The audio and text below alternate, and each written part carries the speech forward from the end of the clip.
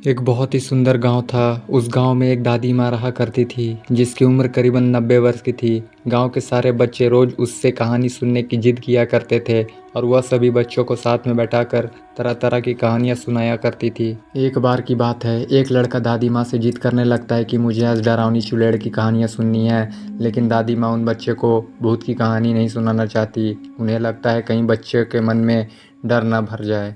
लेकिन सभी बच्चे दादी माँ से जिद करने लगते हैं। तभी दादी माँ कहानी सुनाना शुरू करती है। एक जंगल में एक पहाड़ी थी। वहाँ एक डरावनी चुड़ैल रहा करती थी।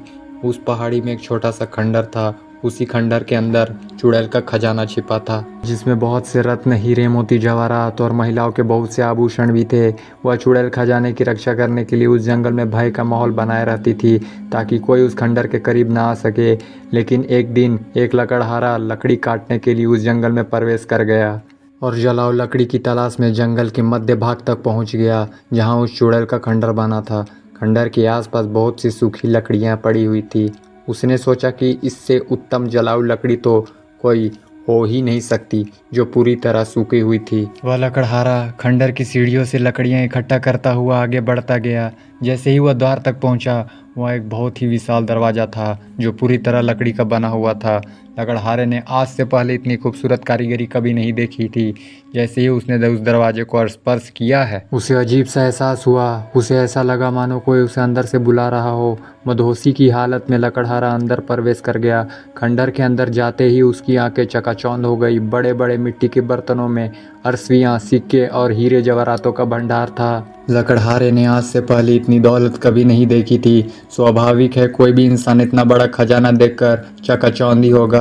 तभी खंडर के अंदर से एक आहट के साथ दरवाजा बंद हो जाता है और जोर जोर से हवाएं चलने लगती हैं। लकड़हारा खंडर में एक खंबे को पकड़कर अपनी जान बचाता है। तभी वह डरावनी चुड़ैल अपना भयानक रूप प्रकट करती है। यह देखते ही लकड़हारा बेहोश हो जाता है और इसी हालत में लकड़हारे की एक रात गुजर जाती है।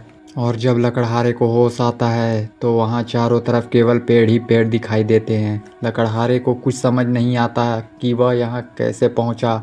लकड़हारा अपने कुर्ते की जेब में हाथ डालता है तो उसे एक सोने का सिक्का मिलता है। वह यह देखकर बहुत प्रसन्न हो जाता है। वह सोचता है कि उसकी जान बच गई और उसे इतना बड़ा सिक्का भी मिल गया जिससे उसका खर्चा तो चल ही जाएगा।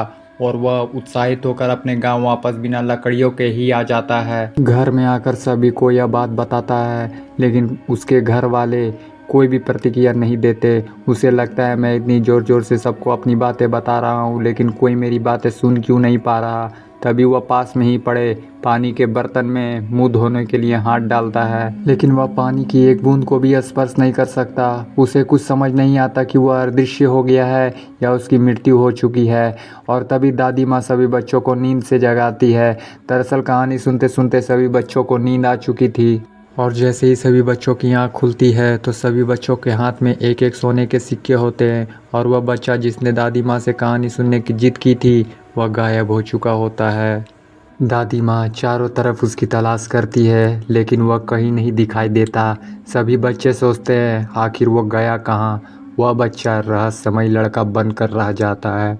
दोस्तों, अगर आपको यह भूतिया कहानी अच्छी लगी हो तो प्लीज़ लाइक कीजिएगा और हमारे चैनल को सब्सक्राइब करके ऑल नोटिफिकेशन ज़रूर ऑन कर लीजिएगा ताकि हमारे चैनल पर आने वाली कहानियों के नोटिफिकेशन सबसे पहले आपको मिले।